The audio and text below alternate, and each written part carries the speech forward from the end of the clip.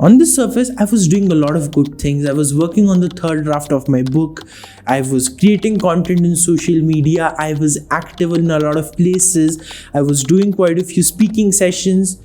But in the midst of all of that, I was lost. It was not the best year for me. And that was, the number one reason that came down for me was because I was feeling that anxiety. I was feeling that overwhelm. And I know this is coming as a shocker to you probably, right? How someone who wrote a self-help book at 14, how can that guy feel overwhelmed? Like, just take your own advice. I know, I've heard that before. So that's why I'm telling you. That's the assumption that goes around. But the truth is that regardless of who we are, regardless of what we do, all of us will feel this anxiety, will feel this overwhelm if we are not using our energy in the right way. If the energy that is meant for creation is just going into consumption. That's a very, very important distinction. I was consuming a lot of things. I was watching the best podcasts. I was reading the best books. In 1 week, I finished 7 books. But that anxiety, that doubt, that confusion, that brain fog was still there. Why? Because while everything was going in me, nothing was coming out. There was no product. There was no creative output. And why was there no creative output? Because I'd kind of lost my ability to focus. I was doing a lot of things, but it was pretty easy to, just go for a minute. Let's check on Twitter what's happening. That's the tagline for Twitter, right? What's happening? That's what I was into. I was hooked. I was seeing this. I was seeing Google News. I was seeing my Gmail again and again. Okay, maybe something interesting will come up. In the morning, the first thing I was doing was logging onto my phone and seeing, oh, is there an update I missed? Now, it seems very normal to you. Maybe that's what you're doing too. But that is not the way we are built. That is not the kind of person we can be. And in fact, our biology doesn't even align with that, because the brain hardware that we have is almost 100,000 years old. 10,000 years ago, we were hunter-gatherers. But our brain is like 90,000 years before that. Still, a majority of our brain structure is the same. Therefore, what we're truly doing is running ChatGPT or AI algorithms on a 1950s mainframe computer. The truth is that our brains are not built for this much stimulation, for this much information, and for this overload that we are experiencing every single day. And what happens when this overwhelm gets to you, when all you're surrounded by is information? You shut down. You shut down the way that I did. So when it was time to write something, it was time to create something meaningful, I was blocked.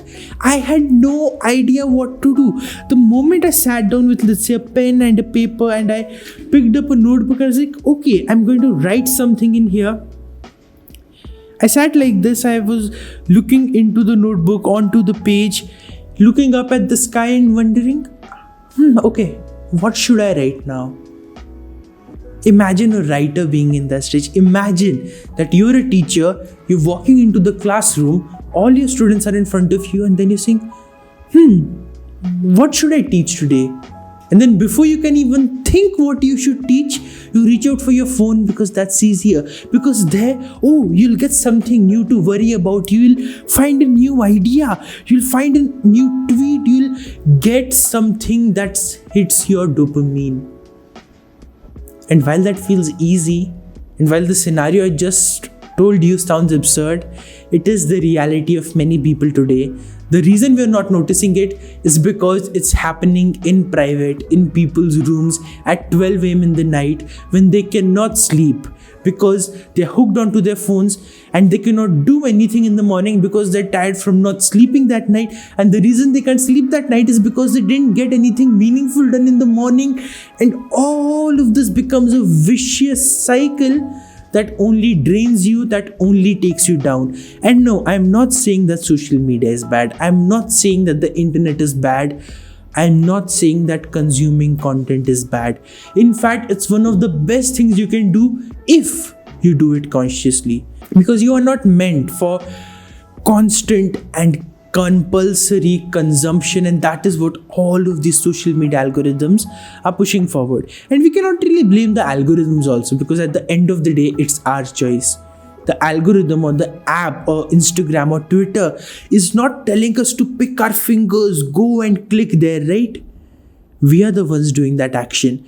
We are the ones taking that decision.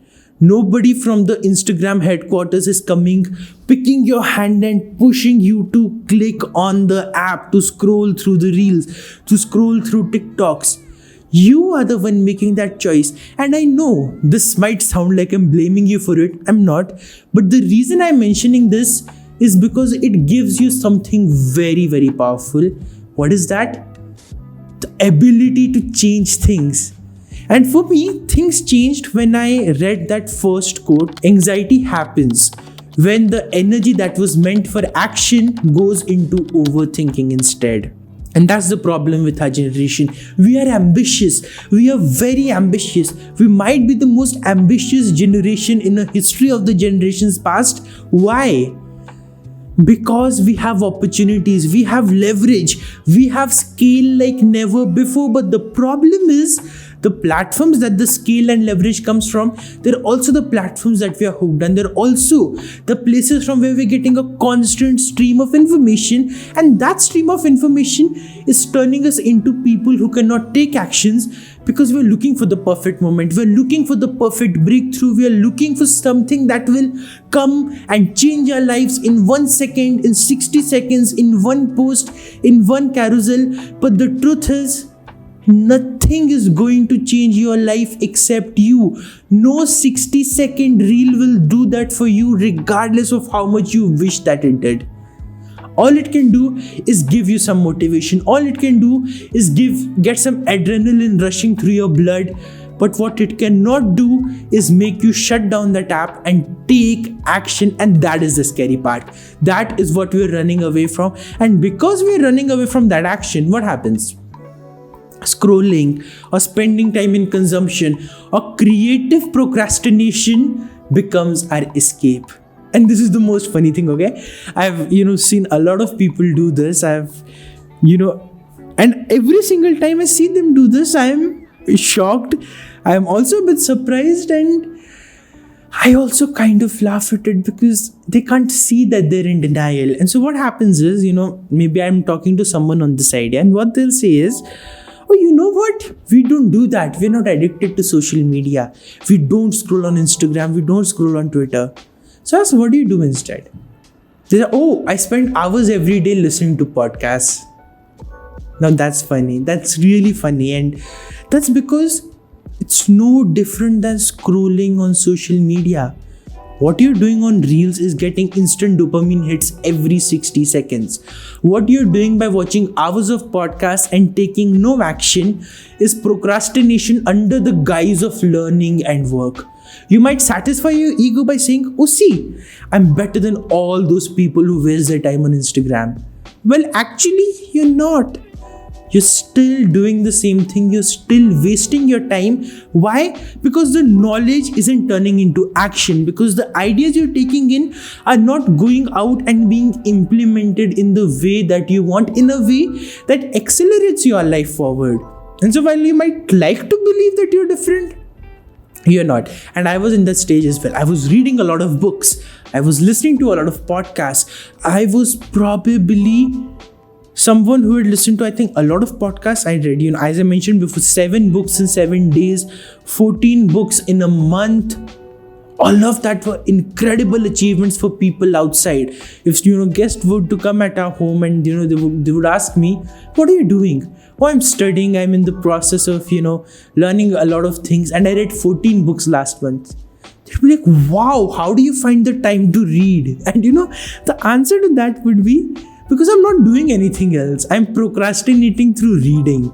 And in that moment, I didn't realize it. In that moment, I also felt that, okay, I am doing something important. And though, because I read with awareness, the ideas were there, I still refer to some of them that I found in those books. So that was helpful. At least the activity didn't go to waste. But at the core of it, I was doing nothing different than scrolling. I was still hyper vigilant, still hyper connected, still seeing everything happening in the world under the guise of creative procrastination. And so if that's you, consider this as a warning. that's actually not going to lead you anywhere.